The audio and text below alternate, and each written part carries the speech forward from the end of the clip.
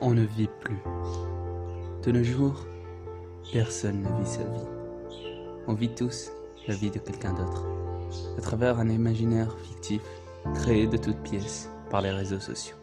Avant, nous prenions des photos pour garder des souvenirs. Mais maintenant, on sort juste pour prendre ces photos. Grâce à un téléphone, on se crée une vie en oubliant la nôtre, en oubliant nos origines et nos valeurs. La vraie question, c'est qui es-tu? Te connais-tu vraiment? Reviens dans le passé. Regarde la première photo que tu as postée. As-tu évolué ou t'es-tu figé à jamais? La dernière fois, je me baladais sur TikTok quand je suis tombé sur la vidéo d'une fille qui répondait à sa prof. La question de sa prof était: où vous voyez-vous dans 5 ans? La fille disait que tous les ados sont dépressifs, avec des envies de suicide. Alors d'après cette fille, la vraie question, c'est: qui sera là dans 5 ans? Eh bien moi, je serai là. Si Dieu le veut, dans 5 ans, je serai au rendez-vous. Je ne vais pas me suicider.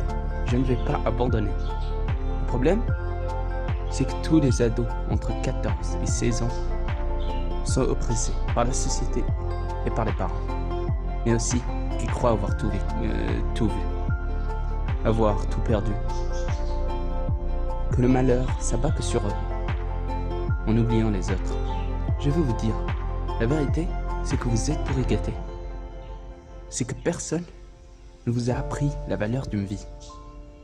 De nos jours, les ados, non, les enfants pourri gâtés, ont eu 2 choix. Ces 2 choix ressemblent à cette métaphore. Vous avez 2 bateaux. Le premier vous fera arriver à destination, mais il faudra que vous travailliez. Ça prendra le temps qu'il faudra, mais tu arriveras à destination. Le deuxième, tu n'as besoin de rien.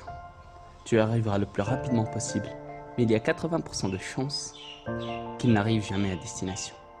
Bien sûr, ces enfants sont naïfs. Ils sont tous montés dans celui qui arrivera le plus rapidement, en croyant n'avoir rien à perdre. Si tu respires encore, tu as quelque chose à perdre. Quelle que soit l'épreuve que tu traverses, n'abandonne pas. Si la première épreuve, c'est à la première épreuve que tu abandonnes, c'est que tu es faible. Mais l'être humain est faible.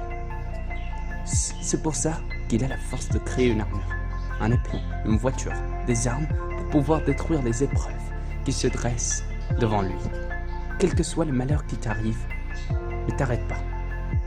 Si tu es en deuil, fais ton deuil pour te relever plus fort. Si quelqu'un t'insulte sur les réseaux, tu peux le bloquer, tu peux l'ignorer. Tu peux prendre ces insultes comme un moyen de te renforcer. Si tu te fais harceler à l'école, laisse-les parler. Souris-leur, montre-leur que les mots ne te toucheront pas. Et si on te bouscule, ne leur en veux pas. Si on te frappe, riposte. Autrefois, je ne ripostais jamais. À chaque fois qu'on me frappait, je pleurais, jusqu'au jour où j'ai riposté. Et depuis ce jour-là, personne, je dis bien personne, ne m'a bousculé. Même si j'ai pris une raclée, on m'a respecté. Je ne dis pas qu'il faut être bagarreur pour pouvoir avancer. Je dis juste de ne pas se laisser marcher dessus. Et on dit qu'il faut apprendre à toucher le fond pour pouvoir défoncer le plafond. Au final, il faut vivre sa vie jusqu'à la dernière seconde. Et un jour, ton heure viendra. Et tu apprécieras tous les moments que tu as passés, les bons et les mauvais. Un jour, tu rentreras dans un sommeil éternel. Alors pourquoi précipiter ce moment? Comme les nuages, les malheurs partent.